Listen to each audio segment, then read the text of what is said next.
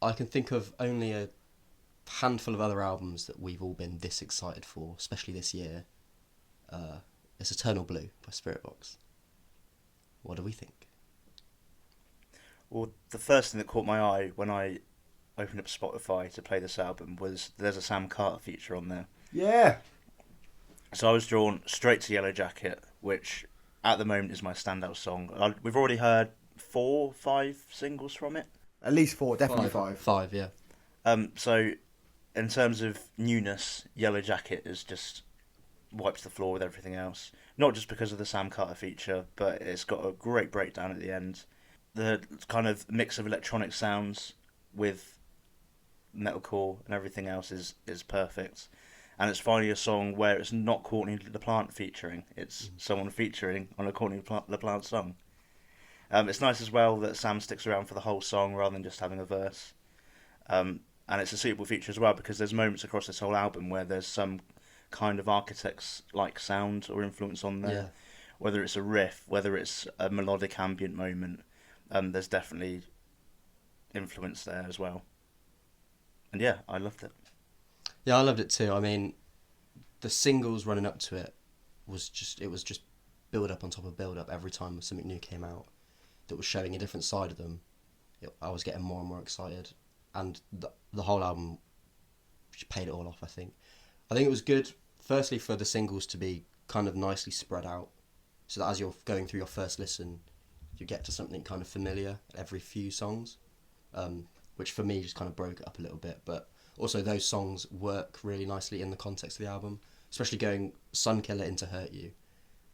Like, was just so seamless and so perfect. Yeah. Sunkiller is an awesome album opener, by the way. Yeah. I loved it. I knew, like, for that to be the first song and the pre-breakdown is her just whispering, I thought, if we're in for it on this one. It felt a little Evanescence at times. Yeah.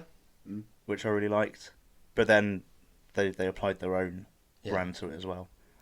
I mean, like we said before, her vocals are what separates... the whole band are amazing, but her vocals put them above so many other bands in the scene. But the riffs are incredible as well. Yeah, Sunkiller, Yellow Jacket. And as far as new songs, Silk in the Strings as well was another really big one that stood out for me. Perfect. It was everything that I thought it was going to be. I'm really happy with it. I'm not sure how many albums I can make this statement on, but I feel like every song could have been a single. Yeah. I think that there's very few that... I'm trying to think of things now and I can't, where you listen to that and be like, that's a really good standout song. That's a really good standout song. And I think that's a fantastic testament to their writing and just the musical performance in that. And I think that is fantastic. I think that's helped by the fact that every song brings something different to the table. There's nothing repetitive. They don't follow a certain formula in each song. Everything's slightly different. I think especially, like we said, with the versatility of Courtney's vocals, it allows that whole album to be just engaging and not a single song feels out of place or like it needs to be dropped or it doesn't feel too long. I didn't grow tired or lose interest during whole listens of the album from start to finish. And like with so many of the songs that are incredible that we've heard, like Holy Roller, Hurt You and Circle With Me, but the new ones, like you said, Silk and the Strings, and then I think it's Halcyon, also stand out as great songs. I think the bass in Yellow Jacket in particular is incredible. Like you said, Sam's vocals fit perfectly alongside Courtney's.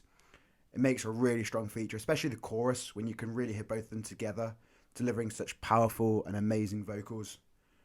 It's phenomenal. I think it's definitely up there as part of the Album of the Year contenders. So many big standout ones from this year and so many still to come, but I think this will stand out when we come to our awards at the end of the year as one that is definitely going to be featuring in the top 3 of maybe all of ours, to be honest.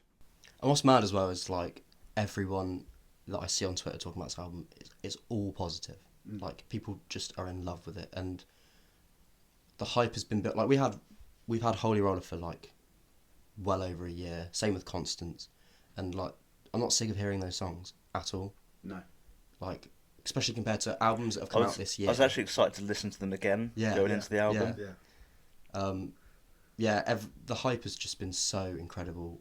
Every single was perfectly timed, perfectly picked to bring out a new side of them, and then this as a whole has been incredible. And the last time I checked, they were on for a top 10 UK album.